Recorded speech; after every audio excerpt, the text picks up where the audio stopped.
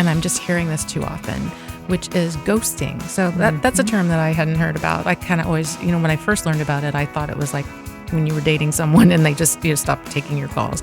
But it is the same concept when it's an employee-candidate relationship. We'll have people that get 2, 3, 4 interviews in with a company and then suddenly no communication. Right. So not only does that sour that relationship with that person, but they're sharing this, and they're probably sharing it on social media and other platforms to talk about their experience. So we want to let employers know the importance of communication, even if that person is not going to move forward. We are looking forward our way. We're in Studio C in the 511 studios, just south of downtown Columbus. This is Brett. With me is Carol. How are you? I'm good, Brett. Thank you. We've got an interesting conversation that we're going to have today. The issues in our workforce, it's everywhere. The questions that we have, the issues that are out there, the problems we're trying to solve. These issues are not necessarily new with the pandemic, but they are exacerbated. It's just blown up in terms particularly on our shortage of workers. So we really want to talk about this today. We've grown to a critical level, and we need to grab hold of all of these issues regarding our economy and the workforce. And we see it every day in the newspaper. We have lots to discuss, but let me first introduce our guest, Kelly Fuller, who is the Vice President of Talent and Workforce Development for the Columbus Chamber of Commerce. Hello, good afternoon. And welcome back. Yes. It's always great to have people coming back. Yeah. What the listeners miss out on is the half-hour conversation we've already had before we actually turn the mics on. I know. I need to record that stuff occasionally. So just say, that part, put it right in the middle. Exactly. So Kelly's been with us before, and we've had lots of different conversations regarding workforce development, training, all of those kinds of things. She's one of our great experts here in our community, so we love having her. All right. You were here before, but your title's changed. And could you give us a little bit of background, what's going on, why that got changed, and what's going on with you? Yeah, well, thank you. And great to see you guys. And it's always wonderful to be in this space and part of this conversation. Maskless Maskless, That's right. true. Oh my gosh, that's true. Right. So start investing in that lipstick and lip balm again. I know. Put your earrings back in. Yeah, Exactly. exactly. Yeah. So what's going on at the Columbus Chamber? As mentioned, my role is VP of Talent and Workforce Development. And what does that mean? So if you think about the entire life cycle of the employee-employer relationship, my role is really to help make those connections at all those different intersects. So if you think about if I'm a business owner and I'm trying to find talent, I can help you find those sources of talent, those talent pipelines. If you want to upskill and train, we can help connect you in those ways as well. If you're looking at ways to retain, because right now, as Carol mentioned, it's tough out there to try to find people. And once you get them on board, how do you keep them? That's really important. It's easier to keep someone than to try to go out and find additional new people. So sourcing talent, hiring, onboarding, retention, helping to develop really good benefit packages, which is also really important right now to job seekers. So really my role there is just to help our businesses understand what they can do to become employers of choice and to understand who the providers are in the community, whether they're education providers or social services or different agencies. Right. And you had mentioned the retaining. I mean, that's the thing, that employers are not only not finding new applicants, but they can't hold on to the people that they have because everyone's kind of poaching from each other. They are. And, you see a lot of things that kind of contribute to that. I was working with a member just this week who had posted a really good position. I mean, I know what this position does. I know about this company. Had gotten 0 applicants, and they're like, "What is wrong?" So as I'm looking at the posting, there are about 37 things that they'd like this person to be able to do, and all do it well. And there are 3 things listed on the posting that if you do those things, it'll get you fired. So I'm thinking, what is it about this posting that would make someone want to apply to come work there? So the counsel was, think about your job postings as an opportunity to market your business, because right now the job seeker has a lot of the power. I mean, they can be very choosy. It's a lot like the housing market. Right now it's a seller's market. It's hard for buyers to get in, so sellers have more of the power. It's kind of the same in the job seeker employer world. The job seeker is being very discriminating about where they want to work, and they can make demands that maybe they haven't in the past. And our businesses aren't necessarily always ready, to make those changes that they need to do in order to be attractive.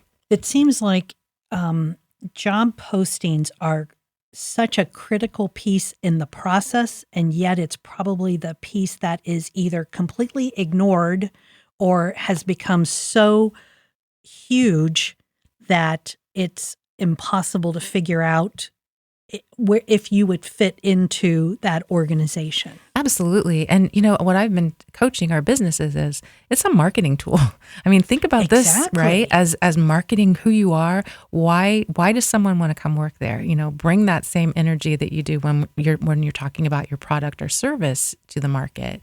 And it was interesting. The company I was working with had said that, to your point, Carol, hadn't really looked at the job posting in 10 years. So it's time to dust it off and let's get it more exciting here. We used to have those conversations with employers during the recession because they couldn't afford to have 3 or 4 people. Instead of rethinking the jobs, they just threw 3 or 4 position descriptions together at $10 an hour and couldn't figure out why even in a recession they couldn't get people to apply for those jobs. I think I was one of those employees back then because I made eye contact with someone in a staff meeting one time and suddenly inherited managing a medical program. And I thought, well, I've been to the doctor.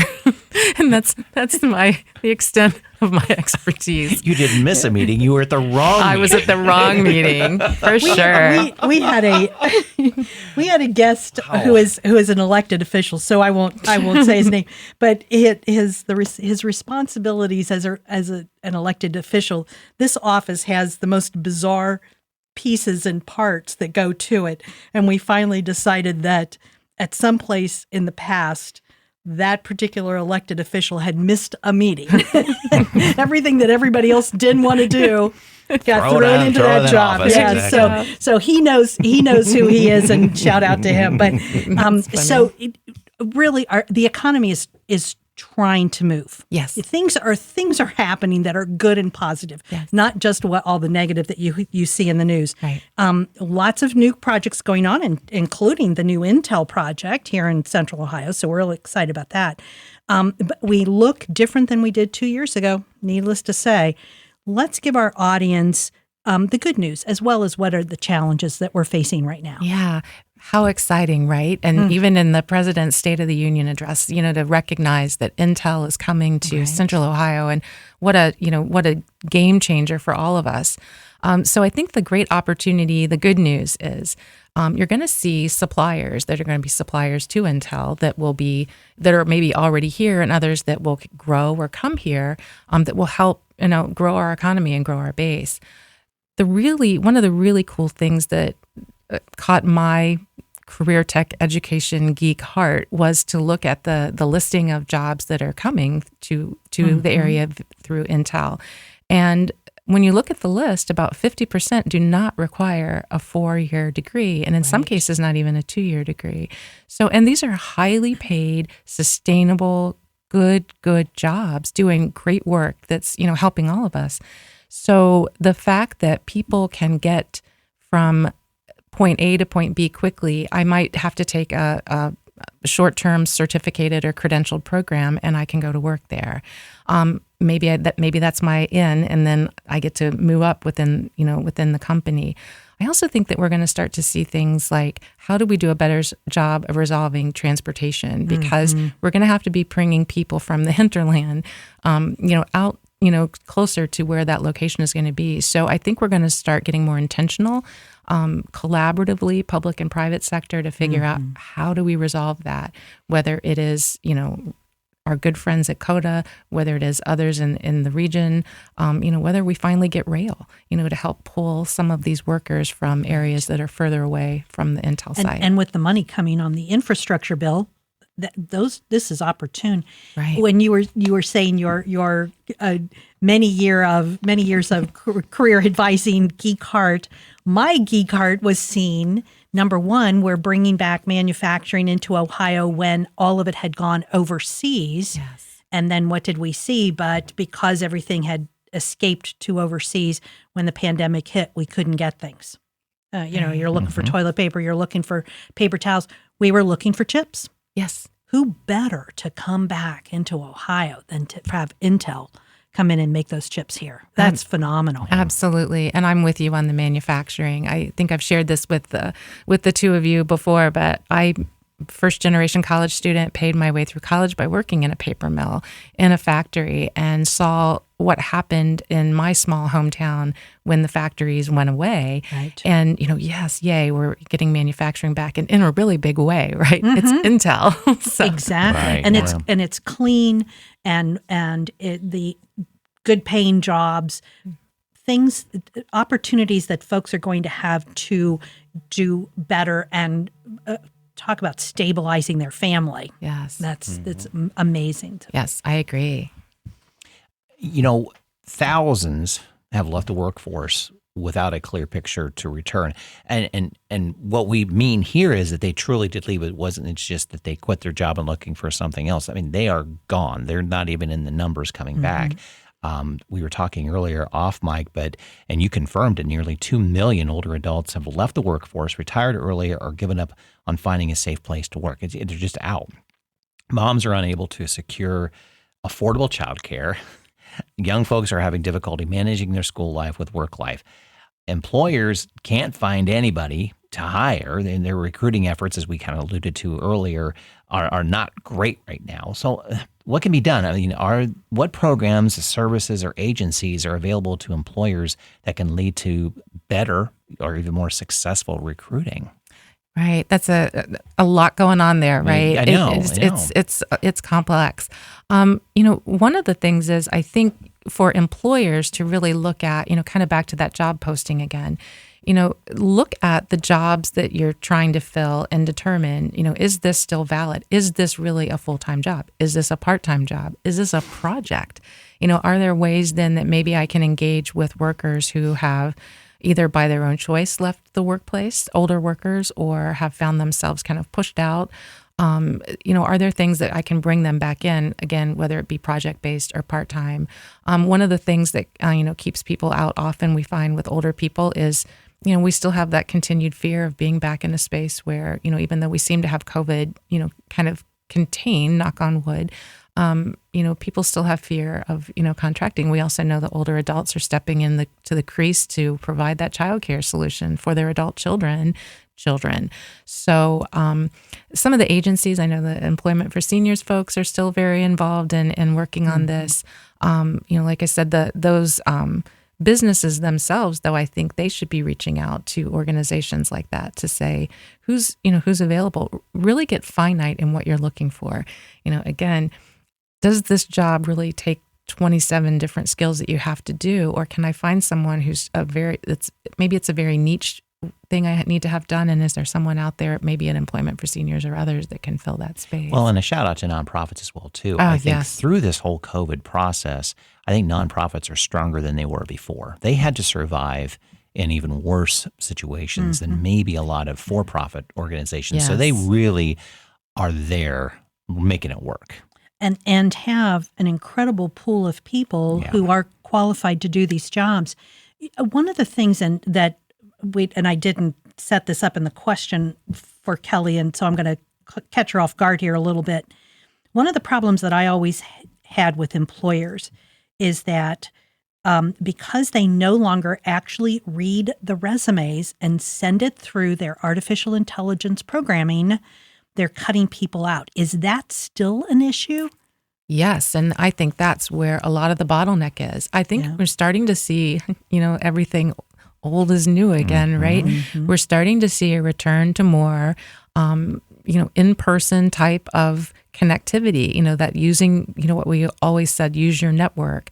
Right. And we're also getting businesses, I think, that are looking at that AI piece of it. Who is it? What are the keywords that are kicking people out, whether Right. they're there or whether they're not. I also want to give a shout out to Josh Demidovich. I don't know if you've met Josh. He has a company, a platform called Improving Interviews. And what he really is doing is working both with the businesses as well as the job seeker to really rethink that whole process. What are the words that you're putting on there? Are you relying too heavily on AI? How well are you training those people that are actually the ones that are screening it? What Right. do they know what to look for? How well are you identifying within your own organization where the bottleneck is? Are you getting 500 applications and only getting 5, that get passed on? What is that saying? So he's a great chamber member. He's a board member. I've been on panels with him before where we've talked about this very issue, and he brings a lot of really good information into how businesses can really reflect on their entire hiring process. Because what's going on is people are just spinning their wheels. Oh, And yeah. when the newscasters say, "Oh, everybody's dropping out, nobody wants to work," that's really does not reflect what's going on. No. Many have a particular reason where they're not able to go back into the workforce, but many are in need of a more stable position, definitely better pay. It could be that home life balance, the work balance. There are lots of things going on, but it seems that there are still a lot of people applying for jobs and they're not getting anywhere. And I'll tell you 2 other things around that I think businesses need to be aware of. And I'm just hearing this too often, which is ghosting. So that's a term that I hadn't heard about. I kind of always, when I first learned about it, I thought it was like when you were dating someone and they just stopped taking your calls. But it is the same concept when it's an employee-candidate relationship. We'll have people that get 2, 3, 4 interviews in with a company and then suddenly no communication. Right. So not only does that sour that relationship with that person, but they're sharing this and they're probably sharing it on social media and other platforms to talk about their experience. So we want to let employers know the importance of communication, even if that person is not going to move forward. Now, I want to talk a minute too about that 2, 3, 4 interview process. We've got folks who tell us that they've applied for jobs and they've been 6 interviews in. That's a lot of time. And there are people that are already currently working. So taking time away from their current role to go to 6 different interviews. And that leads to a third thing, which is employers need to shorten that period of time. We have employers who might take 30, 60 days to get back to someone. You're going to lose that person. Right.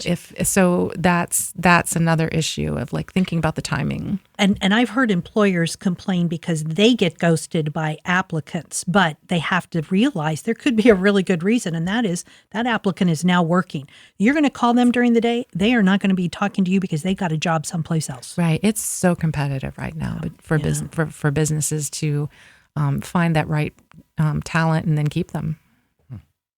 So, Kelly, a different view on recruiting challenges revolves around the need for employment in the immigrant communities in Central Ohio. We've got a skilled, talented applicant pool, but it seems like there's a lot of red tape that's going on, language barriers, educational issues, and certainly bias in the workplace.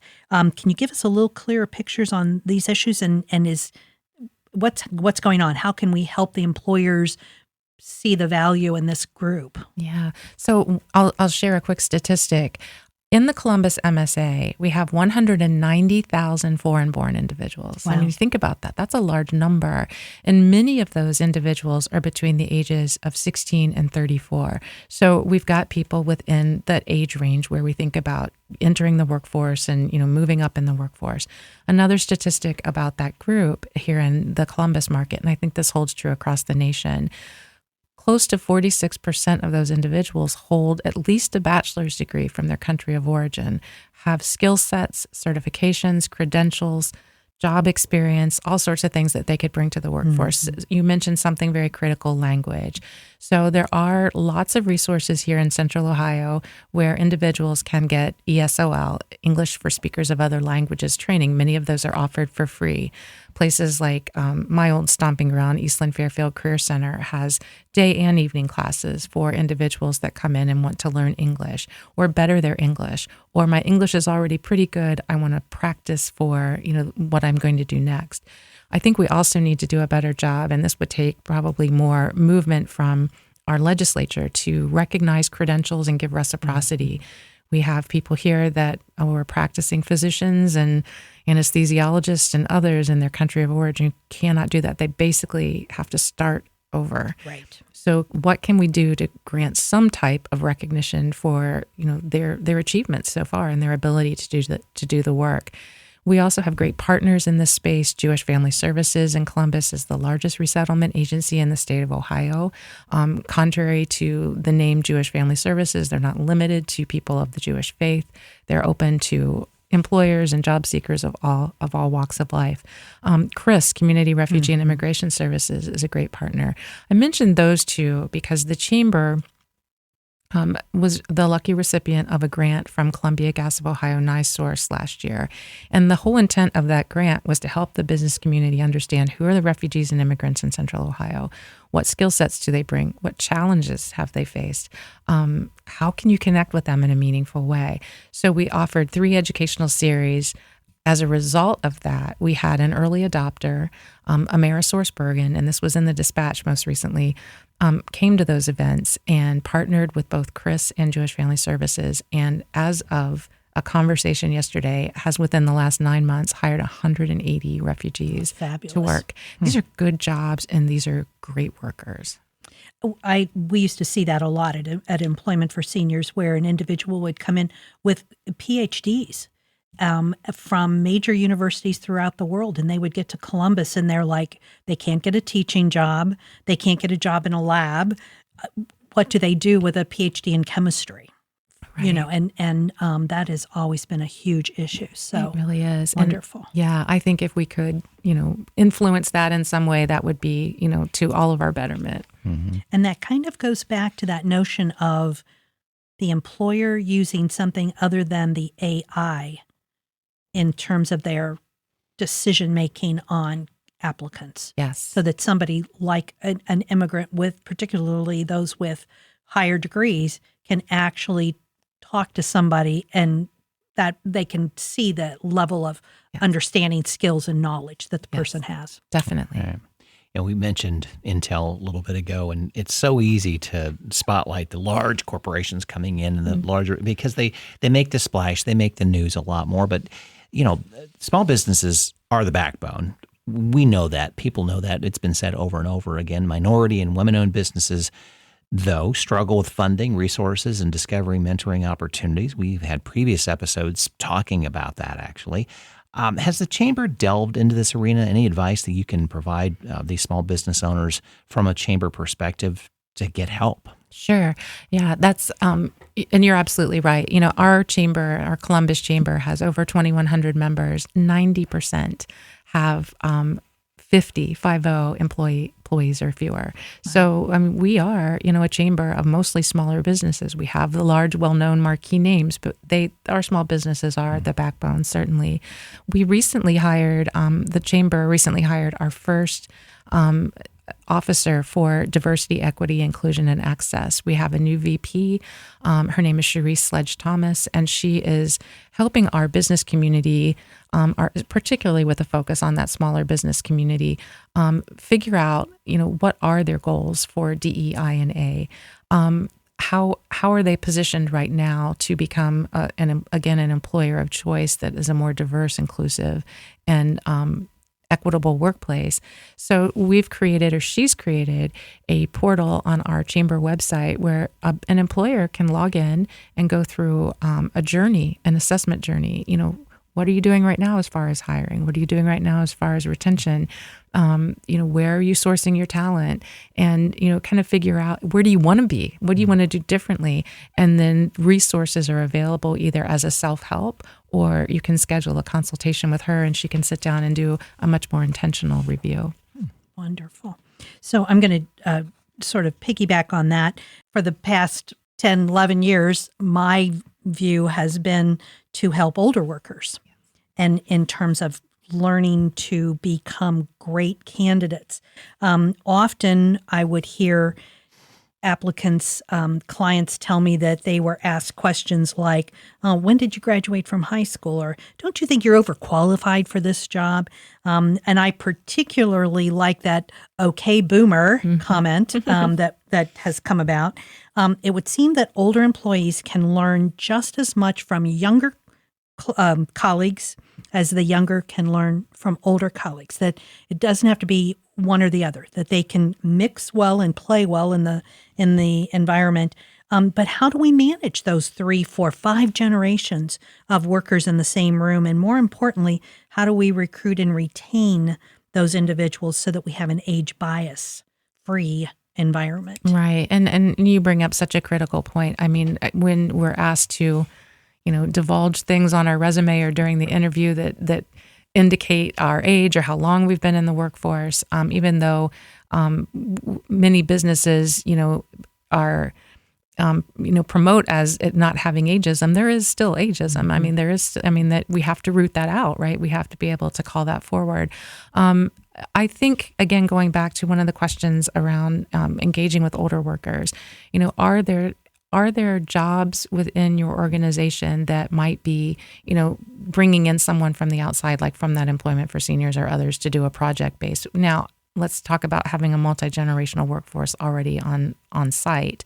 I love the idea of using things like Strength Finder, where we're not talking about peer groups of people just simply by age, but what are people's strengths regardless of what period of time they were born, and partnering people and making good teams that create a balance, as opposed to, and I've had that said to me too about okay boomer, and I'm like, well, whatever, look at me over here on Teams and Zoom and everything else, rocking it. So I think that if we think more about what are the skills and strengths that everyone on the team brings, and then build those teams around that, recognizing, though, that some people may not have experience with, I will admit, transitioning to Zooms and Teams was a bit of a challenge for me, but only for a short period of time, and I did know who on my team to go to ask for help. And I also think celebrating the team sometimes is a really good way to approach that too, so that we all feel like we're contributing. Right. I'm glad we're seeing the momentum of at one time, it was all the way to the point of employers had to train themselves. You're just out on your own. But now I'm seeing and hearing local employers at least offering opportunities for just for the retention's sake, of saying, hey, we want to help you stay. We want to help you stay. Are there programs and services and funding available that provide skills training to current employers that they may not be aware of to help them with retention? Yeah, so there's, I'm sure you guys have heard of Tech Cred. Tech Cred, the funding pool through the Governor's Office of Workforce Transformation. They open up windows periodically for businesses to apply for approval.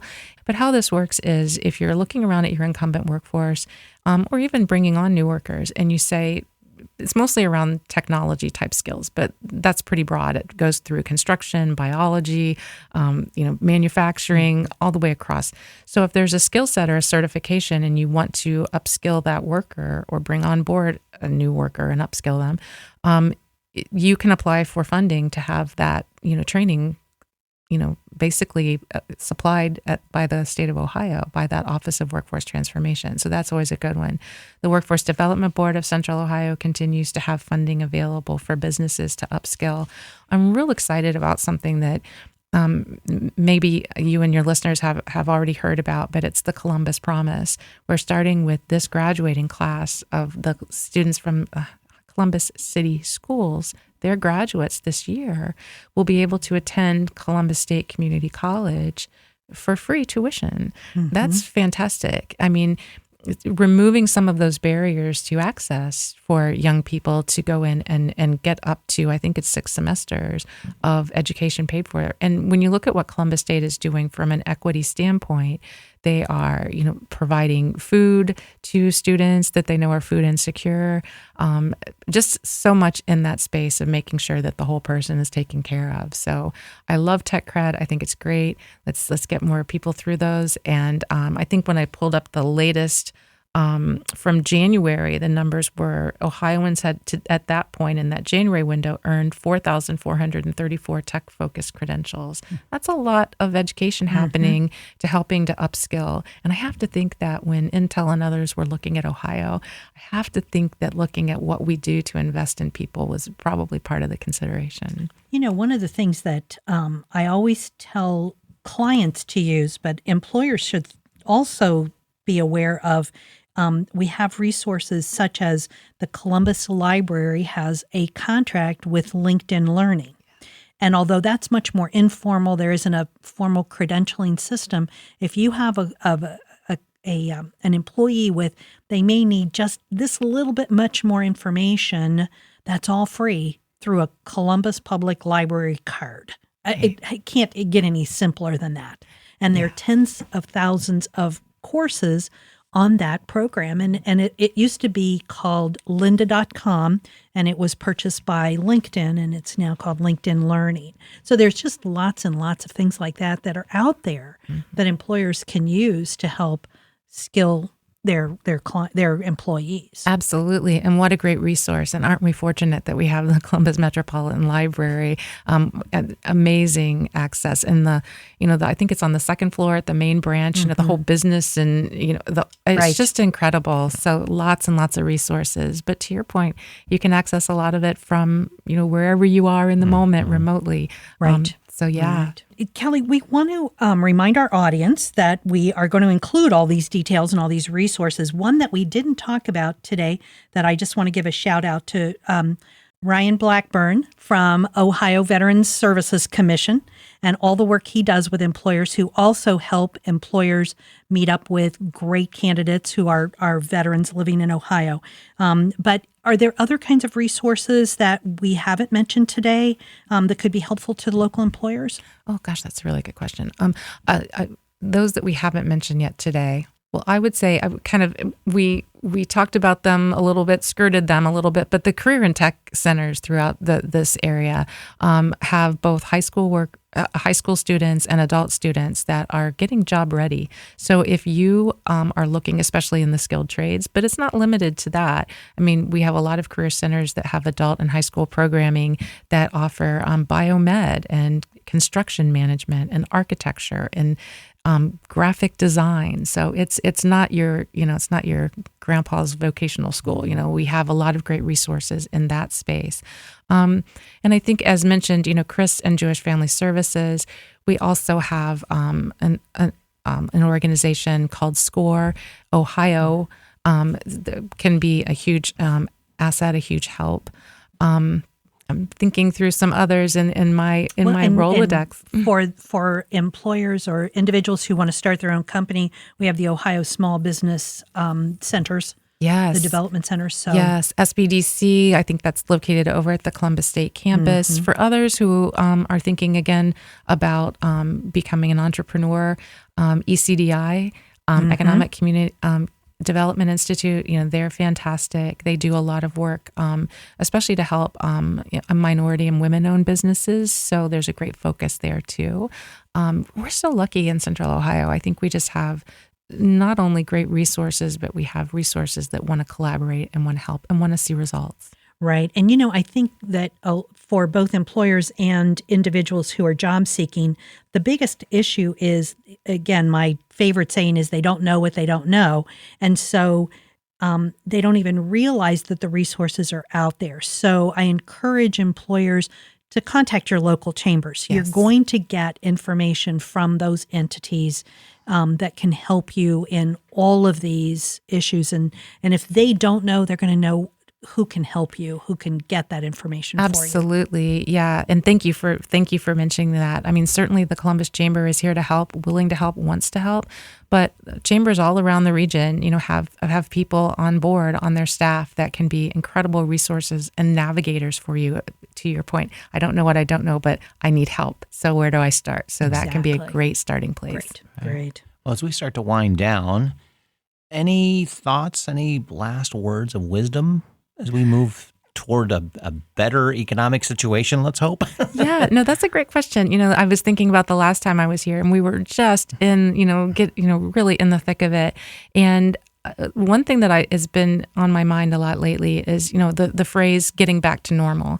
And I want to unpack that a bit because I think there were things that we normalized before the pandemic that we probably need to stay in the past, right? Mm-hmm. So what the world looks like now, what the workplace and workforce looks like now, we have a lot of opportunity. We I think uncovered some things that were maybe barriers to people getting to work, and now we can be more intentional about helping to address those things like mental health and wellness in the workplace. Right. So back to normal. I'm trying to kick that phrase to the curb a little bit and just say, we need to get to next, right? And the next I think is going to be better than what we were looking at before. Right. Yeah. Very good. Thank you. Yeah. Kelly, thank you so much for joining us today. It's always a pleasure to talk to you, and I learn so much every time. Again, listeners, we're going to have all of these different ideas and opportunities and agencies and organizations listed on our show notes. Thank you for joining us. Thank you both.